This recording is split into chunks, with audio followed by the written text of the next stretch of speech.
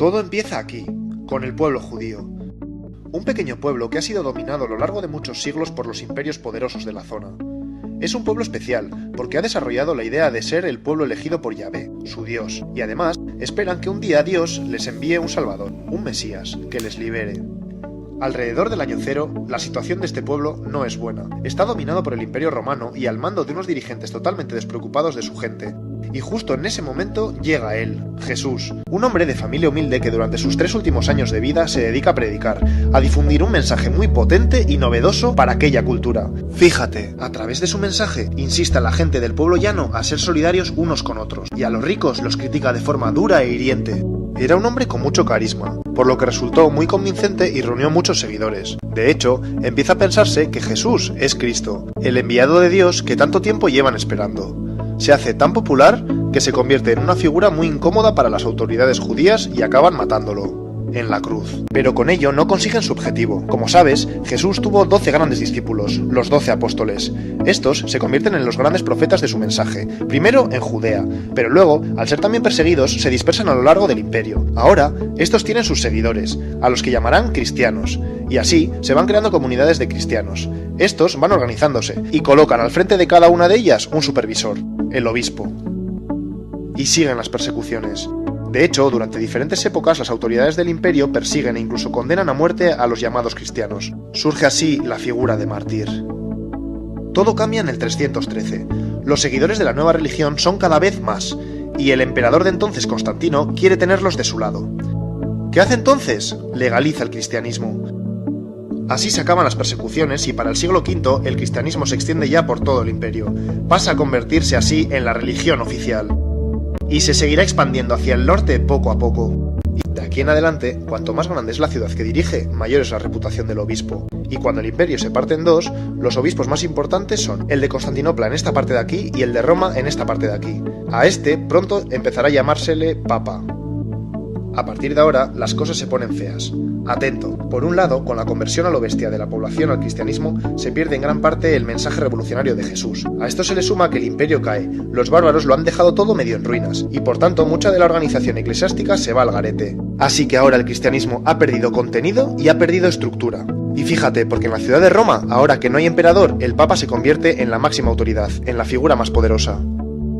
Atento, porque en esta otra zona están pasando cosas importantes. En el siglo VII surge una nueva religión en Arabia, el Islam. Toda una revolución en el mundo árabe y con gran dinámica militar. Pues bien, el Islam va ocupando toda esta zona, hasta llegar aquí, incluso hasta Roma.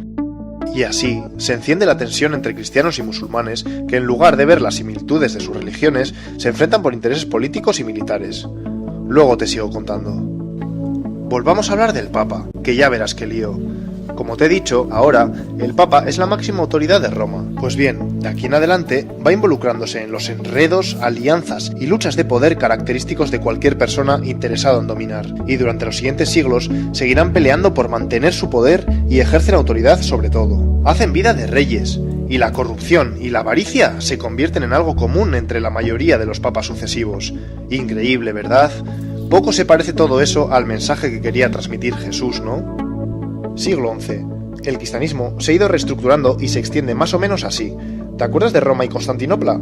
Pues entre tanta decadencia se genera entre ambos obispos grandes tensiones, y en 1054 se produce una ruptura, el gran cisma entre las dos iglesias. A partir de ahora se divide la iglesia romana aquí y la iglesia ortodoxa aquí.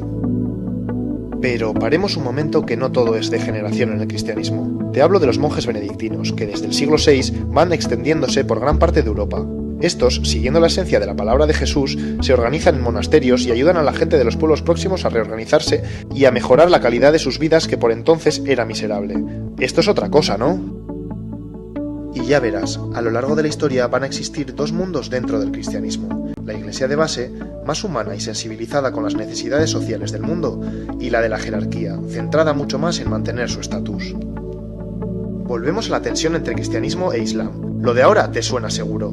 Por un lado, en la península ibérica se produce la Reconquista, de 722 a 1492. Los ejércitos cristianos van ganándole terreno a los musulmanes hasta recuperar todo esto. Por otro lado, A principios del siglo XI empiezan las famosas cruzadas. Los papas, en lugar de buscar un acercamiento con Islam, entre este año y este año, arman ejércitos compuestos por soldados europeos, que en nombre de Dios y el cristianismo acuden a los santos lugares, a los sitios donde surgió todo, para liberarlos. Aunque te cuento una cosa, el objetivo de fondo era poder tener control sobre el Mediterráneo, que como sabes tiene un gran interés comercial. Bueno, pues a partir de estos 2 episodios se intensifica el conflicto Islam-cristianismo y se mantiene durante siglos. Paralelamente está ocurriendo otro episodio oscuro. En 1184 surge la Inquisición, que fue especialmente importante en toda esta zona. Te explico. A lo largo de más o menos 6 siglos, todo aquel que cuestiona la doctrina oficial cristiana se le considera hereje, y ser hereje es ser enemigo de la Iglesia, así que la Inquisición lo persigue, lo castiga, tortura e incluso mata. ¿Te acuerdas de los mártires de la época del Imperio Romano? Ya ves que para esta época se le ha dado la vuelta a la tortilla. Pero no todos son sombras en la Iglesia. Antes te he hablado de los monjes benedictinos y su labor de ayuda, pues para ahora han surgido nuevas órdenes religiosas. Cistercienses, los cartujos y cartujas, los franciscanos, las monjas clarisas y los dominicos y dominicas. Todos ellos tienen como misión atender a necesitados y ayudar a los pobres. Mejor así, ¿no? Atento ahora, porque sucede algo importante. En el siglo XVI aparece en escena Martín Lutero, un monje alemán que se queda escandalizado cuando va a Roma y se encuentra con todo el desastre que te he contado de la jerarquía eclesiástica, así que emprende lo que se conoce como la Reforma Protestante. Busca la reforma, el cambio radical de la estructura de la Iglesia. Pues bien, como reacción se produce el famoso Concilio de Trento, reunión de obispos. ¿Qué deciden? Pues justo lo contrario, dar más valor a la figura del Papa y alto clero y por tanto jerarquizar aún más el asunto. ¿Qué pasa entonces? Pues que el luteranismo se separa de la Iglesia romana. Posteriormente, otros movimientos religiosos hacen lo mismo y crean iglesias protestantes por toda esta zona. Y también en Inglaterra, donde el rey Enrique VIII quiere divorciarse de su mujer, pero como el Papa de entonces no le da permiso, se enfada y opta por romper con la Iglesia romana. Así se crea la Iglesia evangelista. Ya ves, la Iglesia romana se ha reducido geográficamente y comienza a autodenominarse católica.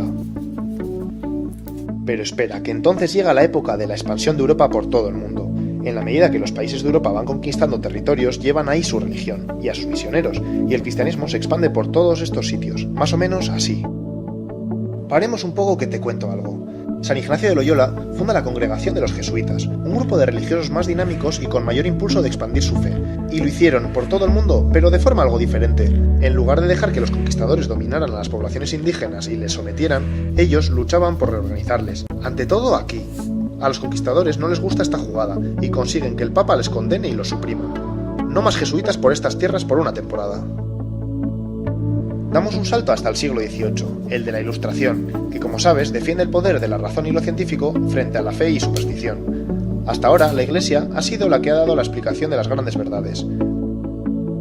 Pero ahora surge una marea de movimientos ideológicos, sociales y científicos revolucionarios y la Iglesia siente que son una amenaza de su dogma, por lo que adopta una actitud a la defensiva. Como reacción, se opone e incluso ataca a todo aquel que cuestiona el pensamiento religioso. Es necesario un nuevo concilio. Vaticano I en el siglo XIX. Reunión de obispos otra vez. Decisión, se afianzan aún más en la postura de que la religión es la fuente de las máximas verdades. Ya ves, la Iglesia no consigue ir a la par de los nuevos descubrimientos y de alguna forma queda automarginada. Menos mal que la moneda tiene otra cara. No te olvides que en contraposición a todo esto que te cuento, sigue existiendo una gran dinámica religiosa. En estos siglos se crean cientos de congregaciones religiosas para salir de ese estancamiento, extender así, a lo largo del planeta, la vida cristiana, y además, hacer una labor humanitaria y de ayuda para mejorar la sociedad. Llega el siglo XX. Con todos los desastres de las guerras mundiales y ante el encierro del pensamiento de la Iglesia que te he contado, progresivamente surge la teología de la liberación. Los seguidores de la teología de la liberación desean un cambio en la dinámica que ha adquirido la Iglesia, y así centrarse en los verdaderos problemas sociales del mundo para solucionarlos. La teología de la liberación adquiere tanta fuerza que provoca un nuevo concilio, el del Vaticano II. En el concilio se decide apostar por este cambio, ya era hora. Sin embargo, en las décadas siguientes, ese espíritu del concilio no llega a cuajar tanto como se esperaba dentro de la jerarquía eclesiástica. Eso sí, en numerosas zonas del planeta sigue habiendo una dinámica de personas cristianas que continúan siendo fieles al mensaje de Jesús y que buscan la solidaridad entre gentes y pueblos. Hemos llegado a la actualidad.